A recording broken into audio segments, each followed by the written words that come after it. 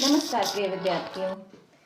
आज की हमारी कक्षा बहुत महत्वपूर्ण है 10वीं कक्षा के छात्र छात्राओं के लिए, क्योंकि आज की कक्षा में हम पिछले वर्षों में आए हुए प्रश्न को करेंगे। 2017, 18, 19, 20 में जो भी प्रश्न आए हैं पेपर में वो बहुत महत्वपूर्ण हैं, क्योंकि आज कोरोना का समय है। इसमें ज़्यादातर यही कहा जा रहा है कि क्विज ही हो सकता है पेपर में, तो आपको ध्यान रखना बहुत ज़रूरी है। तो बिना देरी किए शुरू करते हैं। स्वागत है आप सभी का हिंदी साहित्य और व्याकरण गुरु चैनल में। आइए हम शुरू करते हैं। 2017 का काव्य खंड, जिसमें प्रश्न दिया गया है गोपियों का मन चुराकर कौन ले गया था। ये प्रश्न आया है और इसका उत्तर है श्री कृष्ण। गोपियों का मन चुराकर श्री कृष्ण ले गए थे। गोपियों के अनुसार पहले से ही चतुर कौन था? पहले से ही चतुर थे श्री कृष्ण। आता है ना कि पहले तो चतुर थे ही, ऊपर से राजनीति पढ़ी आए। परशुराम लक्ष्मण का वध क्या समझकर नहीं करते हैं? परशुराम जी लक्ष्मण का वध ये समझकर नहीं करते हैं कि ये तो अभी छोटा बालक है और मेरी ग्लानि हो जाएगी, समाज में मेरी विरोध होगा कि ये बालक, एक छोटे से बालक को मार दिया। तो परशुराम जी लक्ष्मण को एक छोटा सा बालक मान रहे थे, उनकी दिव्यता को नहीं समझ पा रहे थे। अगला प्रश्न है, श्री कृष्ण ने माथे पर क्या धारण किया हुआ था? तो किरीट धारण किया हुआ था, मुकुट धारण किया हुआ था। किरीट और मुकुट एक ही बात है। कवि ने मधुप किसे कहा है? मधुप मतलब भंवरा, और भंवरा भी काला है। उद्धव जी भी काले थे और श्री कृष्ण भी काले थे। मन अट नहीं रही है कविता में किस मास का वर्णन किया गया? अट नहीं रही है में फागुन महीने का वर्णन किया गया, फागुन मास का वर्णन किया गया है। कवि की झोपड़ी में क्या खेल रहे थे? कवि की झोपड़ी में जलजात यानी कि जल में उत्पन्न होने वाले, जलजात जल में उत्पन्न होने वाले यानी कि कमल। कवि ने किसको धुंधले प्रकाश की पाठिका कहा है? धुंधले प्रकाश की पाठिका कहा है बेटी को, क्योंकि अभी वो पूरी तरह से ससुराल के लिए तैयार नहीं है, या ये कह सकते हैं कि ससुराल में होने वाले दाव पेच कह लीजिए, जैसा इसमें कहा गया है। कन्यादान ऋतुराज जी की कविता है। श्री कृष्ण ने गोपियों का संदेश देने के लिए किसको भेजा था? तो वो थे उद्धव जी को भेजा था। और उद्धव जी की वेशभूषा, उनका पहनावा, सब तरह से वो श्री कृष्ण लग रहे थे, उस श्री कृष्ण जी जैसा ही था। उद्धव को बड़भागी किसने कहा? उद्धव को बड़भागी यानी कि जिसका भाग्य बड़ा हो कहा गोपियों ने, क्योंकि वो श्री कृष्ण के पास रहते थे। श्री कृष्ण जी ने पैरों में क्या पहन रखा है? श्री कृष्ण जी ने पैरों में नुपुर पहन रखा है और सिर पर किरीट यानी कि मुकुट। नुपुर यानी कि पाजेब, पायल कह सकते हैं। कवि ने आत्मकथा में संसार को क्या कहा है? कवि ने आत्मकथा या आत्मकथ्य जयशंकर प्रसाद जी ने संसार को, इस विश्व को नश्वर कहा है। उत्साह कविता में कवि ने किसका आवाहन किया है? उत्साह कविता में कवि ने बादलों का आवाहन किया है। कवि की झोपड़ी में क्या खिल रहे थे? वही सेम प्रश्न है, जलजात यानी कि कमल, जल में उत्पन्न होने वाले। लेकिन कुछ बच्चे इसका उत्तर लिख जाते हैं सुमन या फिर पुष्प या फिर फूल। वो गलत उत्तर है, ध्यान रखिए। एकदम सटीक उत्तर को ही पूरा अंक मिलता है। पूर्ण अंक के लिए आपको सटीक उत्तर लिखना होगा। जलजात मतलब जलजात ही लिखना होगा। कमल लिख सकते हैं, लेकिन सुमन, पुष्प या कुछ और नहीं। कवि के अनुसार छाया को छूने से क्या होता है? छाया को छूने से दुख होता है, दुख होगा, घना दुख दुगना हो जाएगा, तो दुख होता है, दुख की प्राप्ति होती है, ये भी कह सकते हैं। सी कोड के प्रश्न हमने अभी किए, ए और बी के प्रश्न सी कोड के करते हैं। गोपियों के लिए योग का संदेश लेकर कौन गया था? तो गोपियों के लिए योग का संदेश लेकर गए थे उद्धव जी। गोपियों के लिए योग का संदेश लेकर गए थे उद्धव जी। उद्धव को बड़भागी कहने में कौन सा भाव निहित है? तो इसमें व्यंग्य भाव निहित है। व्यंग्य मतलब कटाक्ष। जैसे बात तो वो कर रहे हैं मधुप के लिए, यानी कि जो भंवरा या काले रंग का वहां घूम रहा था उसके लिए, और सारी बात जो है वो एक तरह से कटाक्ष रूप में ही हुई है। उसे बड़भागी कहना या श्री कृष्ण जी को राजनीति पढ़ने की बात कहना, ये सब क्या है? कटाक्ष है, व्यंग्य है। श्री कृष्ण की कमर में क्या बनी हुई क्या पहना हुआ है, तो वो है तगड़ी या करधनी। कमर करधनी उसे कहते हैं। आत्मकथा कविता में मधुप किसे कहा गया है, भंवरे को कहा गया है। मधुप भंवरे को कहा गया है। और ऊपर भी एक बात गई है कि कवि ने मधुप किसे कहा है, तो वो हम कह सकते हैं कि मन को कहा है। कवि ने मधुप मन को कहा है। अगला प्रश्न है, कवि ने बादलों के हृदय में कौन सी छवि बताई है, विद्युत की। विद्युत यानी कि बिजली की। अगला प्रश्न है, माँ की अंतिम पूंजी किसे कहा गया है। बहुत प्यारी कविता है ये कन्यादान। इसमें माँ की अंतिम पूंजी कहा गया है उसकी बेटी को। किसके प्राणों का स्पर्श पाकर पाषाण पिघल गया होगा, जिसकी दंतुरित सी प्यारी सी मुस्कान है, और वो है छोटा सा बच्चा। तो छोटे बच्चे के प्राणों का स्पर्श पाकर पाषाण हृदय, पत्थर के समान हृदय भी पिघल गया होगा। आइए अब करते हैं डी पार्ट के प्रश्नोत्तर। अपरस रहत स्नेह तगाते, तगा का अर्थ क्या है। तगा अपरस रहत, अलग रहते हैं, स्नेह तगाते स्नेह के धागे से, धागा। उद्धव गोपियों को कौन सा संदेश देते हैं। उद्धव कहते हैं श्री कृष्ण जी की प्रेम करना, श्री कृष्ण जी को प्रेम करना छोड़कर आप किसका ध्यान लगाइए, वो है श्री योग साधना का ध्यान कीजिए, प्राणायाम किया कीजिए, योग साधना का ध्यान कीजिए, लेकिन ये एक तरह से निर्गुण ईश्वर की उपासना कीजिए। लेकिन गोपियों के ये सब बातें कड़वी ककड़ी जैसी लगती हैं। परशुराम के क्रोध को शांत करने का प्रयास किसने किया। परशुराम जी के क्रोध को शांत करने का प्रयास किया श्री राम जी ने, और परशुराम जी का क्रोध बढ़ा और ज्यादा बढ़ाने का काम किया लक्ष्मण जी ने। देव ने दूसरी कविता में किस संदर्भ का, किसके सौंदर्य का वर्णन किया है। देव ने अपनी दूसरी कविता में वर्णन किया है पूर्णिमा की चांदनी रात का, पूर्णिमा की चांदनी रात का। आत्मकथ्य कविता में कवि किसका स्वप्न देखकर जाग गया, तो वो जाग गया सुख का स्वप्न देखकर। अट नहीं रही है कविता में क्या हटाने पर भी हट नहीं रही है, उससे नजर हटाने पर भी नजर नहीं हट रही है, आंख हटाने पर भी हट नहीं रही है। कवि ने अपनी आत्मकथा को कैसी बताया है। कवि ने अपनी आत्मकथा को भोली सरल बताया है, भोली बताया है। आइए अब 2018 के कुछ प्रश्न करते हैं। कुछ नहीं, 18 में आए हुए ABCD चारों कोड के प्रश्न करते हैं। तो प्रथम प्रश्न A कोड से है, परशुराम ने शिव धनुष तोड़ने वाले को किसके समान अपना शत्रु बताया है। सहस्त्र बाहु के समान, सहस्त्र बाहु जिन्हें परशुराम जी ने मारा था उसके समान।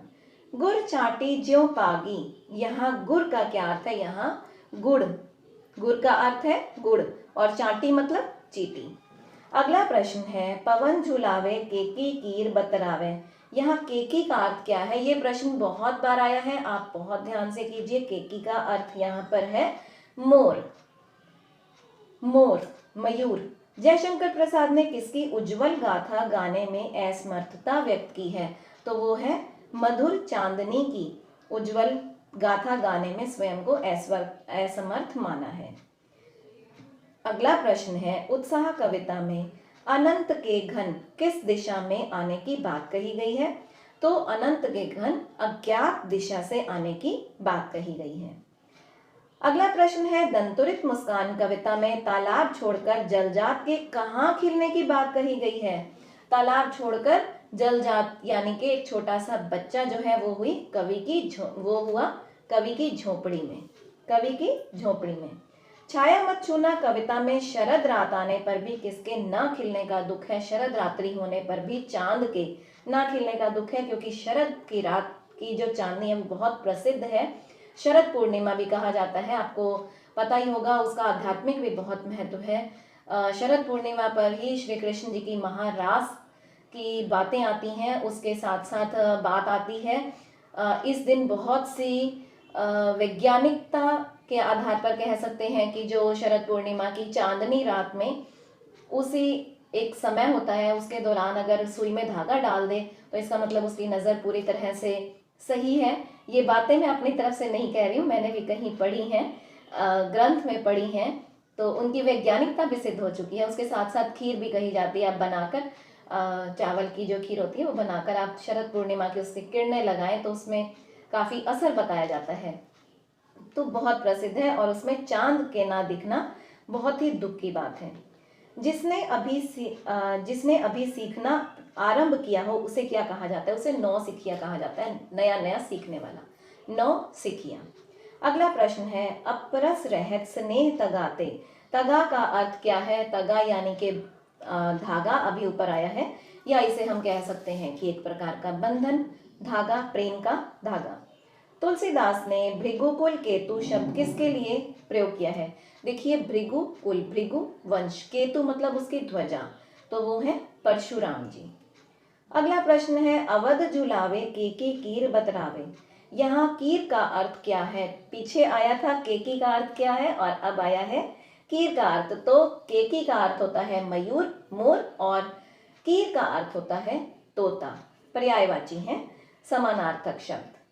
उत्साह कविता में धाराधर का अर्थ क्या है? धाराधर यानी कि बादल।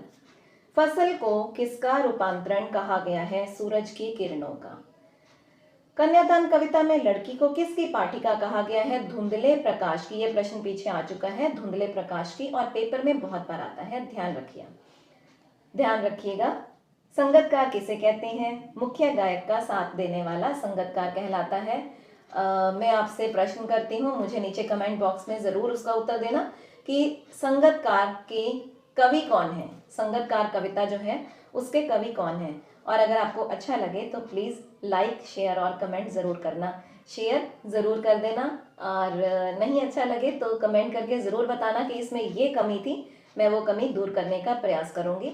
एक और ख़ास बात, आपको नीचे कमेंट बॉक्स में यही वाले प्रश्न बहुत सारे मिल जाएंगे, आप उन्हें पढ़कर भी अच्छे से याद कर लें ताकि आपके पेपर की और अच्छी तैयारी हो सके। आइए, अब तक हमने किए हैं ए और बी 2018 के, अब हम 2018 के ही सी कोड के प्रश्न करते हैं। सूतो व्याधि हमको ले आए। यहाँ व्याधि का क्या अर्थ है? व्याधि का अर्थ होता है रोग। तुम योग साधना की व्याधि हमारे पास क्यों ले आए? व्यंग्यात्मक बात चल रही है इसमें, सूरदास जी के पद हैं ये। कुम्हड़ बत्तियां किसको देखकर मुरझा जाती हैं? तर्जनी उंगली, तर्जनी ये वाली उंगली को देखकर। कृष्ण के माथे पर क्या सुशोभित है? बात हम कर चुके हैं, मुकुट यानी कि किरीट। आत्मकथ्य कविता में कौन अपनी कहानी गुनगुनाकर कहता है? मधुपिया भंवरा। निराला जी के अनुसार क्या नहीं पट रही है? वो है शोभा श्री। यह दंतुरित मुस्कान में किसकी आंखें चार होने की बात कही गई है? आंखें चार होना, आंखें मिलना, यानी कि उस बच्चे की और कवि की स्वयं की। दो आंखें उस बच्चे की, दो आंखें कवि की, तो आंखें चार। दामिनी का क्या अर्थ है? दामिनी का अर्थ होता है बिजली, लेकिन प्रश्न है यामिनी का क्या अर्थ है? यानी कि काली रात, यामिनी काली रात। यमुना का जल काला कहा गया है, यामिनी यमुना, मिलता जुलता है, ध्यान रखिएगा। मुख्य गायक का साथ देने वाले कलाकार को क्या कहते हैं? ये प्रश्न अभी ऊपर आ ही चुका है, उसे कहते हैं संगतकार। मुख्य गायक जब अपने सुर की बीहड़ तानों में, घने तान में खो जाता है तो उसे वापस लाने का काम कौन करता है? संगतकार। अगला प्रश्न है, सूरदास के पदों में अति बड़भागी किसे कहा गया है? सूरदास के पदों में अति बड़भागी कहा गया है उद्धव जी को। सुनी रिसाई बोले मुनि कोही, यहाँ कोही का क्या अर्थ है? कोही मतलब क्रोधी। सुनी रिसाई, रिसाई बोले मुनि, कोही क्रोधी, मुनि कौन? परशुराम जी। तो कोही का अर्थ हुआ क्रोधी। श्री कृष्ण कटी में क्या पहनते हैं? पहले आ चुका है करधनी। जयशंकर प्रसाद जी ने भावहीन मन को क्या कहा है? रीति गागर। रीति गागर मतलब जो गागर खाली हो, जो घड़ा खाली हो। गागर और घड़े में वैसे फर्क होता है। छोटे बच्चे के स्पर्श मात्र से किसके फूल झड़ने लगे? शेफालिका। पुष्पित का नाम ध्यान रखिएगा, शेफालिका। संगतकार कविता में स्थाई किसे कहा गया है? गीत की मुख्य टेक को स्थाई कहा गया है, गीत की मुख्य टेक को स्थाई कहा गया है। उत्साह कविता में निदाग का क्या अर्थ है? निदाग अर्थात गर्मी, भीषण गर्मी को भी कह सकते हैं, निदाग अर्थात गर्मी। आइए अब करते हैं 2019 के ABCD कोड के प्रश्न। प्रथम प्रश्न है, फसल कविता के रचनाकार कौन है? तो फसल कविता के रचनाकार हैं नागार्जुन जी। फसल कविता के रचनाकार हैं नागार्जुन जी। खर कुठार में अकुरन कोही, यहाँ कोही का अर्थ क्या है? कोही अभी बात हुई है क्रोधी, और यहाँ कविता में क्रोधी किसे कहा गया है? परशुराम जी को, क्योंकि उन्हें क्रोध आ गया था ना, उनके प्रिय, उनके आराध्य शिव जी का धनुष टूटा था, अब उनके आराध्य हैं, वो उनकी उपासना करते हैं और उनका धनुष टूट गया तो क्रोध आना संभव है, क्रोध आना भी चाहिए। आत्मकथ्य कविता में किसकी सीवन को उधेड़ कर देखने की बात कही गई है? अंतर मन रूपी गुदड़ी की। कवि के अंतर मन रूपी गुदड़ी के सीवन को उखाड़ने कर उधेड़ कर देखने की बात कही गई है, यानी कि उसके मन में गहराई में छिपी हुई जो बातें हैं जिन्हें वो दूसरों के सामने नहीं बताना चाहते हैं, उनको उधेड़ कर। कन्यादान कविता में लड़की को किसकी पाठिका कहा गया है? धुंधले प्रकाश की। ये तीसरी या चौथी बार आ रहा है, तो ध्यान रखिए, इस साल भी आ सकता है, अच्छे से याद करें। संगतकार कविता में स्थाई किसे कहा गया है? गीत की मुख्य टेक को अभी हमने बात ही की है। आइए अब आगे के प्रश्न करते हैं। बी कोट 2019 का बी कोट काव्य खंड के प्रश्न है ये। छाया मत छूना कविता के रचनाकार कौन है? छाया मत छूना के कविता के रचनाकार हैं गिरजा कुमार माथुर। गर्भन के अर्भक दलन, यहाँ अर्भक का क्या अर्थ है? अर्भक का अर्थ है बच्चा। आत्मकथ्य कविता में किसकी उज्जवल गाथा गाने की बात कही गई है? तो चांदनी रातों में बिताए गए मधुर क्षणों की। चांदनी रात में बिताए गए मधुर क्षणों की।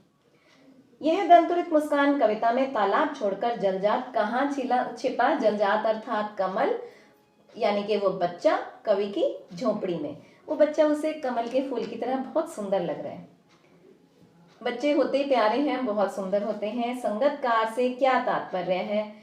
संगतकार जो संगत दे, यानी कि सहायक हो मुख्य गायक का, यानी कि मुख्य गायक के सहायक गायक को संगतकार कहा गया है। सी कोड के प्रश्न करते हैं। कन्यादान कविता के रचनाकार कौन है? ऋतुराज। और छाया मत छूना की अभी मैंने आपसे पूछा था, मुझे कमेंट करके जरूर बताना कि छाया मत छूना और कन्यादान, ये आपका तीसरा प्रश्न है। एक प्रश्न मैं पीछे ही पूछ चुकी हूँ, प्लीज मुझे कमेंट करके जरूर बताना। कन्यादान कविता के रचनाकार बता चुकी हूं मैं, ऋतुराज। वीर वृत्ति तुम धीर अछोहा, यहाँ अछोभा का क्या अर्थ है? अछोभा, अशोभा, शोभा से रहित, नन तत्पुरुष समास है। छाया मत छूना कविता में जो ना मिला उसे भूलकर किसका वर्णन करने की बात कही गई है? किसका वर्ण करने की। वर्ण करना मतलब एक्सेप्ट करना, स्वीकार करना। छाया मत छूना कविता में जो नहीं मिला उसे भूलकर किसका वर्ण करने की बात कही गई है? तो वो है भविष्य का वर्ण करने की। जो बीत गया उसे भूल जाओ, हरिवंश राय जी की बात भी है, जो बीत गई सो बात गई। जब बात हो चुकी है उसे छोड़कर, जो हम नहीं प्राप्त कर सके उसे छोड़कर भविष्य को वर्ण करने की आत्मकथ्य में बात कही गई है। जागते सोते एवं स्वप्न में रात दिन गोपियों को क्या रटन रहती है, या गोपियां क्या रटती रहती हैं? वो श्री कृष्ण के दर्शन की अभिलाषा है उन्हें। तो श्री कृष्ण कृष्ण कान कान कान कान रटती, तो कान्हा जी का नाम ही रटती रहती हैं। श्री ब्रज दूल्हे शब्द किसके लिए प्रयुक्त हुआ है? तो ये श्री कृष्ण जी के लिए प्रयुक्त हुआ है। डी कोड के प्रश्न हैं, इसके बाद हम 2020 के करेंगे। संगतकार कविता के कवि कौन है? वो है मंगलेश डबराल। संगतकार कविता के रचनाकार मंगलेश डबराल। हमारे हरि हारिल की लकड़ी, ये किसने कहा? गोपियों ने उद्धव से कहा, हमारे हरि हारिल की लकड़ी, मन क्रम वचन दृढ़ करी पकड़ी। अलग अलग प्रकार से इसे बोला जाता है। आप अगर इसकी वीडियो देखना चाहें तो हमारे चैनल पर उपलब्ध है, और बहुत आपने उसे प्रेम भी दिया है, बहुत अच्छे से उसमें बताया गया है, आप उसे देख सकते हैं। हो सका तो मैं डिस्क्रिप्शन में उसका लिंक भी दे दूंगी, उसके साथ साथ एंड स्क्रीन पे भी कोशिश करूंगी आपको मिल जाएगी। हमारे हरि हारिल की लकड़ी, जैसे हारिल का पक्षी उस लकड़ी को पकड़े रहता है और उसे ये रहता है कि मेरे पास एक आधार है और उसे पकड़े पकड़े ही वो उड़ता है, उसी तरह से श्री कृष्ण जी के लिए गोपियाँ ये कहती हैं कि हमारे जो श्री कृष्ण है वो हारिल की लकड़ी के समान है, हमारा तो आधार ही वही है, हम तो उन्हें ही पकड़कर चल रहे हैं, उनके बिना तो हमारे पास आधार ही नहीं है। कुछ है ही नहीं। तो ये कथन गोपियों ने उद्धव जी से कहा था, किसके लिए? श्री कृष्ण जी के लिए। मंद हंसी मुख चंद जुन्हाई, यहाँ जुन्हाई शब्द का क्या अर्थ है? जुन्हाई शब्द का अर्थ है चांदनी। जुन्हाई शब्द का अर्थ है चांदनी।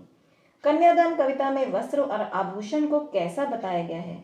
नारी के लिए मोह के बंधन बताए गए हैं। वस्त्र और आभूषण, ये कंगन को बेड़ियां कहा जाता है, तो मोह के बंधन। श्री ब्रज दूल्हे के किरीट कहाँ शोभा देते हैं? अब उसी प्रश्न को उल्टा कर दिया है। जो पहले पूछा गया था कि माथे पर क्या है, किरीट है, अब ये पूछ रहे हैं कि किरीट कहाँ पर है, तो वो है माथे पर। तो प्रिय विद्यार्थियों, 2020 के प्रश्न हम अगले वीडियो में करेंगे, तो आप हमारे साथ बने रहिए। अगर आपको अच्छा लगा तो लाइक और शेयर भी जरूर करें। धन्यवाद।